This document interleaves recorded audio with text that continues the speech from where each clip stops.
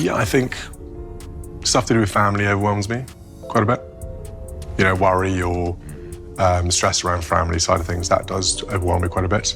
But in terms of, you know, doing the job and things like that, I don't feel too overwhelmed by that. Prince William has finally done the one thing Prince Harry begged him never to do, and the shockwave from that single decision is ripping through decades of whispers, secrets, and carefully managed silence like a crack in royal glass that can never be sealed again. Because this isn't just about a DNA test, no. This is about a truth that was buried, protected, and possibly weaponized for nearly 40 years. And now, it's out, or at least something dangerously close to it is. For decades, one rumor refused to die. It didn't fade. It didn't weaken. It grew louder, uglier, sharper, like a shadow that followed Prince Harry everywhere he went, whispering the same poisonous question: what if he isn't who he thinks he is? The claim was simple, almost too simple, that Harry wasn't the son of King Charles, but instead the secret child of James Hewitt, a scandal wrapped in betrayal, timing, and forbidden romance. A story tabloids loved because it had everything: royalty, infidelity, resemblance, and most dangerously, just enough coincidence to keep it alive. The hair, the face, the mannerisms, every photo became evidence. Every public appearance turned into a silent courtroom where strangers judged bloodlines from pixels. And the palace? Silent. Always silent. Which only made things worse. Because in the world of royalty, silence doesn't kill rumors, it feeds them. And here's where it gets uncomfortable. Even inside the palace walls, the rumor wasn't just ignored, it lingered. In his own memoir, Harry revealed something chilling. A joke, a careless, cutting remark from his own father, King Charles, just hinting that maybe the truth wasn't so clear. A joke to some, but to a young boy already surrounded by doubt, that's not humor, that's psychological damage wrapped in a smile. And then came the timelines. The cold, logical timelines that should have killed the rumor instantly. Hewitt himself insisted the affair with Princess Diana began in 1986. Harry was born in 1984, 2 years too early. Simple math, case closed, right? Wrong. Because logic doesn't matter when a story is too juicy to die. Even Diana's former bodyguard backed it up. Even close insiders repeated the same timeline. But the public didn't care, because doubt had already taken root. And once doubt settles in, truth becomes irrelevant. Then things got darker. Much darker.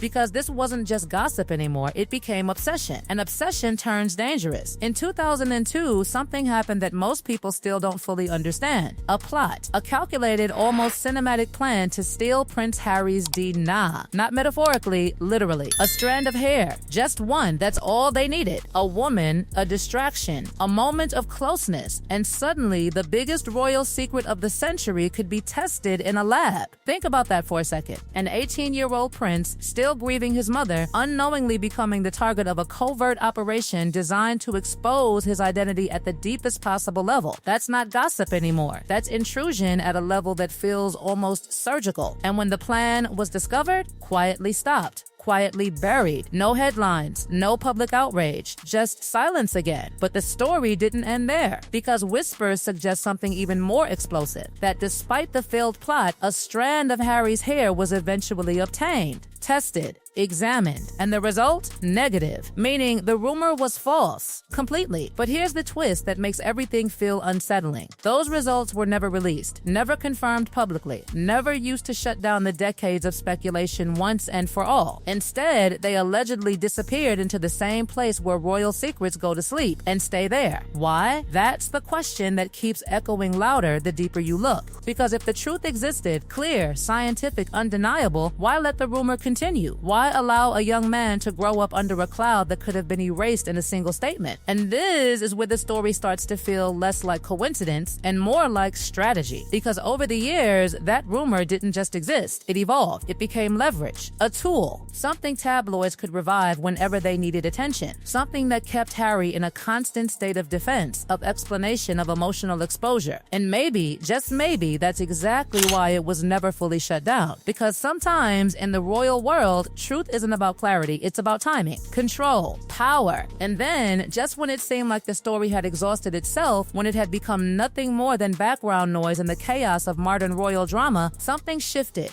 quietly, behind closed doors. A meeting, not a public reunion, not a carefully staged photo opportunity. No cameras, no statements. Just two brothers face to face after years of distance, tension, and unresolved bitterness. And according to whispers that are spreading faster than the palace can contain them, Prince William didn't walk into that room empty-handed. He came with something sealed, something final, something that had the power to end the rumor forever or explode it beyond repair. An envelope, and whatever was inside it reportedly left Harry completely speechless. And that envelope, that quiet, unassuming envelope, is where everything fractures. Because what unfolded in that private room wasn't just a revelation, it was a collision between truth and timing, between what was always known and what was deliberately withheld. And the most unsettling part, it wasn't the answer inside that shook Prince Harry. It was the realization that the answer had existed all along. When Prince William allegedly placed that envelope in front of his brother, it wasn't presented as comfort. It wasn't an apology. It wasn't even framed as closure. It was delivered like evidence. Cold, final, controlled. And inside, according to the leak that sent royal watchers into absolute chaos, were the Dina results that had haunted Harry's entire life. But not in the way people expected. Not a scandal. Not a betrayal of blood. Something far more psychologically devastating. Because the results, if the whispers are to be believed, didn't reveal a shocking illegitimacy. They confirmed the opposite. They confirmed that Prince Harry is and always has been the biological son of King Charles. No ambiguity, no gray area, no conspiracy left standing. The rumor that chased him for decades, dead, completely dismantled by science. But here's where the story stops being about biology and starts becoming something much darker. Because if that truth was sitting quietly in palace files for years, if it had been tested, verified, and known within the highest levels of the royal family since the early 2000s, then the real question isn't what the truth is. The real question is why it was hidden. And that's the moment everything shifts. That's the moment where relief turns into something sharper, heavier, harder to process. Because imagine sitting there hearing that the thing that defined your public identity, the rumor that followed you through childhood, adolescence, and into adulthood, was never true. And the people who could have ended it simply didn't. According to the alleged account, William didn't soften the delivery. He didn't ease into it. He reportedly made it clear that these results weren't new. They weren't recent discoveries. They were old, archived, seen by senior members of the royal household, known at levels far above Harry himself. And the decision to never publicly address them, that wasn't an oversight. That was a choice, a calculated, deliberate choice to let the rumor breathe. And suddenly the narrative flips, because now it's no longer about whether Harry is Charles's son. It's about why he was allowed to question it for so long, why the silence stretched across decades, why no one sat him down, looked him in the eye, and ended the doubt once and for all. That's not just secrecy, that feels like abandonment dressed as strategy. And according to those following the story, that realization is what truly shattered him in that moment. Not the result, not the science, but the implication that his pain, his confusion, his frustration, his public humiliation was something the institution tolerated, managed, even used. Because let's be brutally honest here, that rumor kept Harry unstable in the public eye. It kept him reacting, defending, explaining. And in a system built on hierarchy and control, instability can be a form of containment. And then, as if that wasn't enough, came the second blow. The one that cuts deeper than any lab result ever could. Because the envelope, according to the leak, didn't just contain data. It contained context, a layer of truth that had nothing to do with chromosomes and everything to do with memory, with history, with their mother, Princess Diana. And this is where the story turns almost unbearably heavy, because William allegedly revealed something that reframes everything Harry thought he knew, that Diana herself had addressed these rumors privately before her death, that she had spoken about them not publicly, not for headlines, but within a trusted circle. And what she reportedly said? It wasn't ambiguous. It wasn't defensive. It was direct.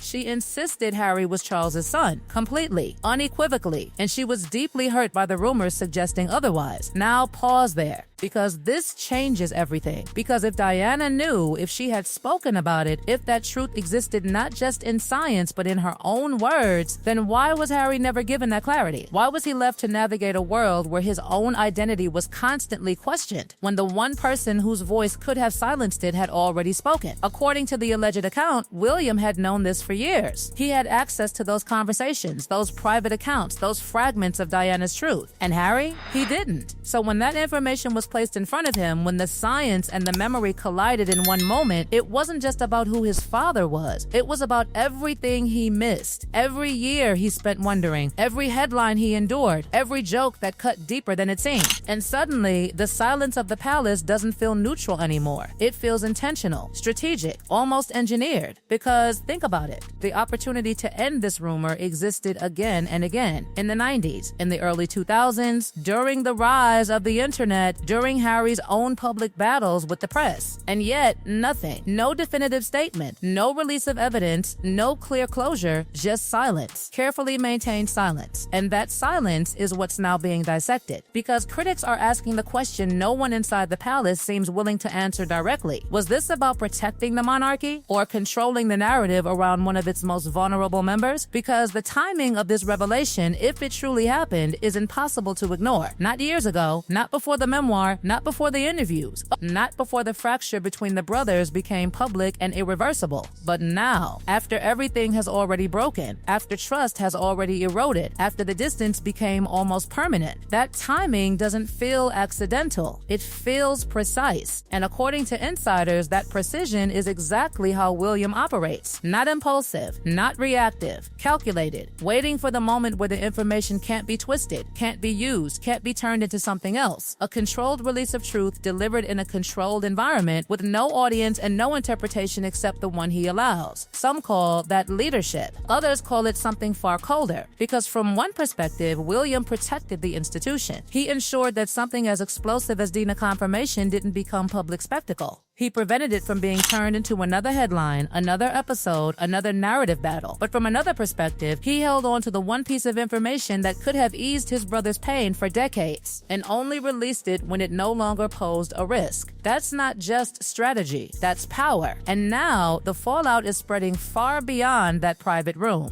Because once a truth like this is even rumored to exist, it changes everything. It reframes the past, it reshapes the narrative, it forces people to reconsider every moment where silence replaced clarity. For Harry, the damage isn't just what he went through. It's the realization that it didn't have to happen that way, that the doubt could have been erased, that the confusion could have been avoided, that the identity crisis he carried wasn't necessary. And for William, the implications are just as heavy, because this paints a picture of a future king who doesn't just manage truth, he controls when it exists publicly, who sees it, who hears it, and most importantly, when it matters. And that leaves one final uncomfortable question hanging in the air, unanswered and growing heavier by the second. If the truth was always there, if the answer was sitting quietly in a file waiting, then was this ever about protecting Harry at all? Or was it always about protecting something much bigger, even if it meant letting him suffer in the process?